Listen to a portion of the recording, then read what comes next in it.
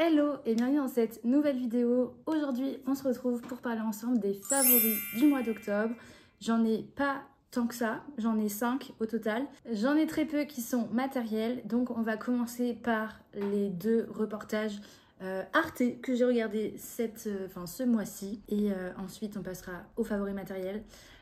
Donc pour les reportages Arte, j'en ai deux dont il faut que je te parle absolument ce mois-ci, qu'on a vraiment regardé avec grand plaisir au mois d'octobre.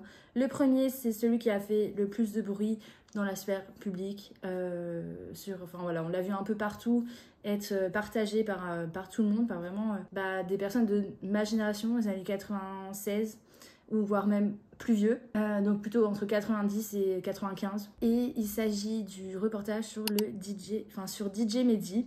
Voilà, donc c'est un reportage Arte qui est filmé en 6 épisodes. C'est des épisodes de 45 minutes, je crois, dans mon souvenir. Et en gros, ça va retracer toute la vie de DJ Mehdi et tout son impact et son influence artistique dans le monde de la musique. Donc DJ Mehdi, c'est quelqu'un qui a vraiment révolutionné l'industrie musicale de son époque, donc c'est-à-dire dans les années 2000, voire un peu avant, jusqu'aux années 2012 à peu près. Enfin, la période Projet X, etc., il était là-dedans. Et en fait, ce reportage est hyper bien fait parce que il reprend vraiment de manière chronologique les événements pour retracer sa vie. Et donc on voit de manière très concrète son évolution artistique et comment il est passé du rap à la techno. J'ai trouvé que les 2 épisodes sur le rap étaient peut-être, je crois qu'il y en a 2 ou 3, c'était peut-être un peu trop lourd, mais en vrai c'était quand même, une fois qu'on arrive au bout, on comprend pourquoi ils insistent autant sur le rap, parce que c'est vraiment comme ça qu'il est devenu connu, par ce genre musical là, et qu'il a révolutionné le genre musical du rap en France finalement, en s'inspirant beaucoup des États-Unis, mais vraiment en le mettant à la patte un peu française et à la patte DJ Mehdi. Et si t'es fan de musique, si tu fais un peu partie de la même génération que moi, je pense que tu verras qu'il y a des choses qui vont te rappeler beaucoup de souvenirs. J'avoue que moi, j'ai pas souvenir de ce DJ. Je savais pas, par exemple, que dans la chanson I Love You So de Cassius, que j'ai saigné, mais un nombre incalculable de fois, je l'ai écouté quand j'étais jeune et tout. Mais en fait, je savais pas du tout qu'il faisait partie de cette production, parce que voilà, c'était vraiment un producteur, un beatmaker. C'était pas l'image du chanteur, donc c'est vrai qu'il était un peu dans l'ombre, mais en fait il a quand même eu une influence tellement forte et une patte tellement singulière qu'il a vraiment révolutionné la musique. Ce reportage permet de mettre en lumière tout son talent. Donc voilà, donc c'est vrai que c'était des super reportages. On a vraiment adoré regarder les épisodes. On n'a pas regardé ces épisodes à la suite, voilà, on les a regardés sur plusieurs soirées, mais vraiment c'était trop bien. Et puis le montage est vraiment chouette, très dynamique, et les musiques évidemment sont incroyables. Et Arte, ils ne monétisent pas leurs vidéos, il n'y a jamais de pub, donc sur YouTube c'est vraiment incroyable. On apprécie, on souligne, merci Arte. Donc voilà, donc vraiment je te conseille vivement, si tu n'en as pas pris connaissance jusqu'à maintenant, de te pencher sur ces reportages, parce qu'ils sont d'une qualité assez remarquable, et ouais, ça fait plaisir, vraiment c'était trop bien, on a trop aimé. Et ça reste émouvant évidemment parce que DJ Mehdi est mort jeune, de manière tragique, donc voilà, donc c'est vrai que c'est un vrai hommage à son génie, voilà, tout simplement. Donc je te recommande vivement. Le deuxième reportage Arte qu'on a regardé ce mois-ci, c'est un reportage, alors cette fois-ci rien à voir avec la musique, vraiment on passe du tout au tout, mais c'était un reportage qui s'intéresse aux relations entre les chiens et les hommes. Et d'ailleurs, en fait, on a regardé 2 reportages autour des chiens sur Arte ce mois-ci, et c'était vraiment trop bien. Donc le premier reportage qu'on a regardé, c'était vraiment le reportage très positif sur comment l'humain a domestiqué le chien, le rapport qu'on a aujourd'hui avec l'animal, en quoi c'est vraiment le meilleur ami de l'homme, etc. Enfin, vraiment, c'était très positif, hyper bien. C'est trop chou, il y a des chiens qui aident des bergers, t'as des chiens qui sont formés à la détection des cancers. Voilà, il y avait plein de choses différentes qui étaient hyper intéressantes. Et ensuite, le lendemain, j'ai regardé un autre reportage Arte, toujours sur les chiens, mais cette fois-ci sur la sélection génétique des chiens et comment certaines races canines sont en fait ont été construites par l'humain avec des modifications génétiques pour aboutir à des modèles de chiens ultra mignons avec des grands yeux, une petite tête, des petites pattes, etc. Et comment toutes ces modifications génétiques sont aujourd'hui des causes de souffrance incroyables pour ces animaux. Dans le reportage, ils évoquent le cas de la race du carlin, et ils rappellent que vraiment le carlin, c'est une race qui a 50 fois plus de chances de développer développer une maladie respiratoire que les autres races de chiens et d'en souffrir vraiment, enfin c'est vraiment horrible. Vraiment l'autre penchant de la relation entre les chiens et les hommes, et c'était beaucoup plus tragique, ça m'a vraiment miné le moral. Donc c'était quand même très intéressant parce que c'est des choses qu'il faut savoir et dont il faut avoir connaissance, et ces informations sont très utiles à partager au grand public parce que ça permet de ne pas encourager les gens à adopter des chiens qui sont élevés pour justement être mignons, pour satisfaire les éleveurs à la fois, parce que les éleveurs eux en fait sont très contents que ces chiens soient très attirants pour les humains parce que du coup ils savent qu'ils vont les vendre facilement, que c'est des races qui vont pas être problématiques et du coup ils vont attirer de nombreuses familles et tout. Et en même temps en fait s'il y a plus de demande, il y aura plus d'offres. Donc voilà, donc c'est vrai qu'il y avait quand même une note positive à la fin avec un élevage justement raisonné d'une éleveuse qui en fait essaye de changer la race. Alors je crois que c'était le bulldog français, où elle essayait de remettre par exemple de réallonger le nez en fait des bulldogs pour qu'ils aient moins de problèmes respiratoires que la race actuelle. Donc elle faisait tout le processus inverse finalement de sélection génétique. Donc voilà, donc c'est vrai qu'il y a quand même, c'était une touche d'espoir pour finir avec ce reportage, mais voilà, c'était pas super joyeux, mais c'est important parce que les animaux on leur doit du respect en fait, et on doit bien les traiter, et c'est pas quelque chose qu'il faut utiliser pour notre plaisir d'humain. C'est très intéressant comme reportage. Voilà, donc je clôture ici avec mes 3 reportages Arte, mais c'est vrai que ce mois-ci on en a pas mal regardé, et comme d'hab, moi j'adore les reportages Arte, c'est toujours hyper instructif, hyper bien monté, hyper informatif et pédagogique. Donc voilà, toujours une chaîne YouTube que on adore. Ce mois-ci, j'ai enfin fini la trilogie, cette fois que je peux te montrer que j'ai dans les mains, de Vernon Subutex. Ça y est, j'ai fini les 3 tomes. Je suis vraiment contente d'avoir découvert cette trilogie, de m'être laissée tenter, parce que c'est pas un texte qui m'attirait à la base. Et je t'en avais parlé, le 1 ça avait été quand même compliqué à se mettre en place, enfin j'ai un peu cru que j'allais abandonner, et au final j'ai trop aimé, comme je t'en avais déjà parlé dans les favoris de septembre. J'ai beaucoup aimé le tome 2, c'était vraiment... C'est vrai que le tome 2 c'est quand même celui qui est le plus radieux en fait, enfin, c'est là où les choses se passent globalement mieux, où il y a plein de choses qui... il y a aussi beaucoup encore de drame et tout, mais ça a une note d'espoir assez forte. Le tome 3 clôture donc la saga, et j'avoue que j'étais un peu déçue par la fin, mais en même temps je comprends totalement le pris parti de Virginie Despentes de finir comme ça, que c'est un peu la victoire des méchants.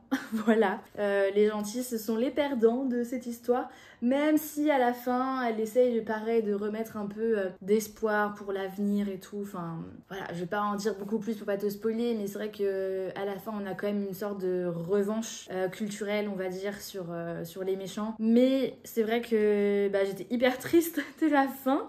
J'ai pas pleuré pour autant parce que c'est pas du tout une fin larmoyante, enfin voilà, ça reste Virginie Despentes, donc c'est pas son but, c'est pas de faire pleurer les chaumières quoi.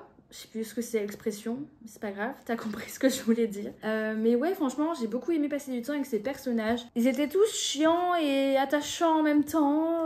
Enfin voilà, ils avaient tous leurs travers, et en même temps, j'avais du mal à arrêter de lire en fait. Enfin, je l'ai acheté quand même super rapidement, le tome 3, même le tome 2 aussi, je les ai achetés ensemble assez rapidement. Et j'ai pas fait vraiment de pause entre chaque tome, je les ai vraiment lus à la suite. Donc non, vraiment j'ai adoré. Ça m'a vraiment divertie en fait, et en posant quand même des sujets politiques, intellectuels assez intéressants, sans être non plus dans le dogmatisme, En fait, il y a tellement de personnages et tellement de variétés de points de vue qu'on n'est pas du tout dans quelque chose d'imposé. Enfin voilà, c'est pas une pensée imposée. En fait, on pioche ce qu'on veut, un peu ce qu'on veut des personnages, mais le message global reste qu'il y a quand même des méchants et des gentils, quoi. Et les méchants, voilà, ils font partie d'un certain camp politique, et les gentils font partie de l'autre, globalement. Mais ça reste un peu quand même nuancé, en fait, et c'est ça qui est cool et qui est assez agréable avec ces textes. Voilà, donc franchement j'ai beaucoup aimé, je te conseille.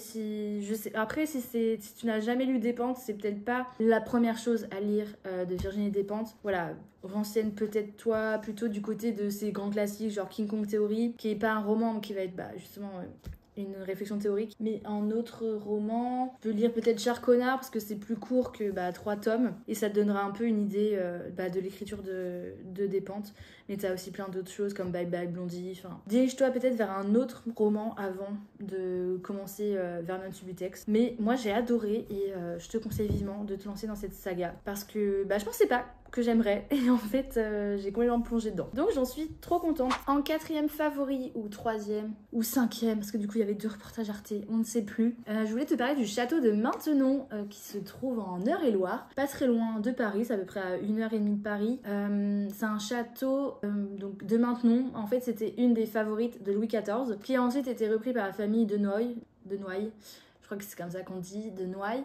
Et c'est un château qui est ouvert au public, qui est super mignon, c'est pas très grand, la visite coûte pas super cher, les jardins sont incroyables. Et nous on a eu la chance d'y être un jour où il y avait beaucoup de brouillard, où il y avait une ambiance très Halloween, enfin c'était vraiment trop sympa, parce qu'il ne pleuvait pas pour autant, donc on pouvait quand même être à l'extérieur et tout. Et en fait il y a un aqueduc au fond du jardin, et avec ce brouillard c'était vraiment trop chouette.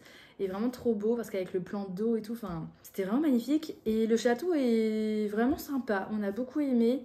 Donc voilà, belle découverte de ce mois d'octobre. Je vais pas m'étendre davantage, j'ai fait un réel sur Instagram si ça te dit d'en savoir un peu plus sur le château. Mais vraiment, une visite trop bien, trop sympa. Et mon dernier favori, on va parler de la série Heartstopper et de la saison 3 de cette série qui est sortie au mois d'octobre et que j'ai regardé évidemment puisque je suis une grande fan de Heartstopper. J'ai les 5 tomes qui existent en anglais pour te dire, donc vraiment j'aime trop Heartstopper. Enfin, je trouve que c'est des messages tellement importants et c'est hyper bien fait en fait pour les jeunes d'aujourd'hui. Je pense que c'est vraiment des ressources très précieuses. Et donc la série, donc la saison 3 de Heartstopper, j'ai bien aimé, mais il y a des passages que j'ai trouvé un peu longs, où il y a des épisodes qui m'ont pas semblé hyper utiles. Et en même temps, quand je repense à la globalité de la saison 3, j'ai vraiment beaucoup aimé cette saison. Il y a vraiment des messages très forts qui ont été partagés dans cette saison, notamment tout ce qui concerne les TCA, tout ce qui va être sur la transidentité. Voilà, il y a plein de sujets, mais comme toujours dans Heartstopper. Après, c'est vrai qu'on peut un peu tomber dans l'aspect un peu de surreprésentation des minorités, mais en même temps, j'ai envie de vous dire, tant mieux. À un moment donné, on va pas se contenter d'un quota, en fait. Enfin, je trouve que c'est vraiment le pris parti de Heartstopper et ça serait dommage de s'en passer. Après, évidemment, c'est un peu gros, hein, on va dire, mais ça fait pas hyper réaliste que tout le monde est vraiment concerné par une minorité de genre ou d'orientation amoureuse, sexuelle et tout. Vraiment beaucoup de personnages. Ils sont pas non plus si nombreux que ça, quoi. Mais c'est vraiment le pris parti d'Heartstopper et c'est ce qui en fait aussi sa beauté et toute la finesse. Parce que ça reste quand même bien amené, ça reste bien fait. C'est jamais vulgaire. Enfin, vraiment, c'est super sympa, très pédagogique. Même si, pareil, on peut peut-être un peu reprocher à la série de proposer un panel d'adolescents quand même ultra matures, ce qui est... Enfin voilà, les personnes de 16 ans, clairement, je les vois très mal prononcer des discours comme ceux des personnages de Heartstopper. Mais encore une fois, c'est une série qui se veut un peu modèle et exemple de représentativité, c'est un peu une safe place en fait pour toutes les personnes qui se sentent faire partie d'une minorité et qui se sentent pas reconnues dans le monde normé dans lequel nous vivons. Donc c'est vrai que c'est un pris parti très spécifique, mais moi franchement je me sens trop bien quand je regarde cette série. Et en même temps ça aborde des sujets difficiles, ça va pas du tout édulcorer la réalité de ce que peuvent vivre ces personnes-là. Au contraire, ça va s'attarder quand même sur des phénomènes sociaux très problématiques et qu'il va falloir régler. C'est vrai que je te conseille vivement cette série parce que c'est vraiment une petite bulle. Voilà, c'est vraiment une safe place. Même si ça reste quand même dense et assez intense, puisqu'il y a des sujets assez lourds qui sont abordés et pas toujours faciles à aborder justement et à visionner dans une série. Donc voilà, n'hésite pas aussi à te tourner vers les livres, ils sont vraiment trop bien, c'est hyper facile à lire en plus, vraiment j'adore. Donc voilà, Heartstopper, incroyable. Et vivement les prochains tomes et la prochaine saison, j'ai trop hâte de savoir ce qui va se passer, mais c'est vrai que là ils se sont vraiment arrêtés au tome 5 avec la saison 3 et je sais pas du tout quand est-ce qui est prévu le tome 6, je sais pas. Et je pense pas qu'il suffira à faire une saison 4. Donc je sais pas du tout ce qu'ils vont pouvoir faire prochainement. Donc on verra, on en reparlera sûrement. Voilà, je crois que j'ai fait le tour de mes favoris. Finalement, c'était un peu plus long que prévu, j'ai beaucoup blablaté, mais j'espère que ça t'aura intéressé, que tu auras pu piocher des petites idées pour occuper ton mois de novembre avec tous les reportages que je t'ai cités, toutes les voilà, la série, les livres et tout. Moi, je te dis à dimanche prochain dans une nouvelle vidéo. Salut!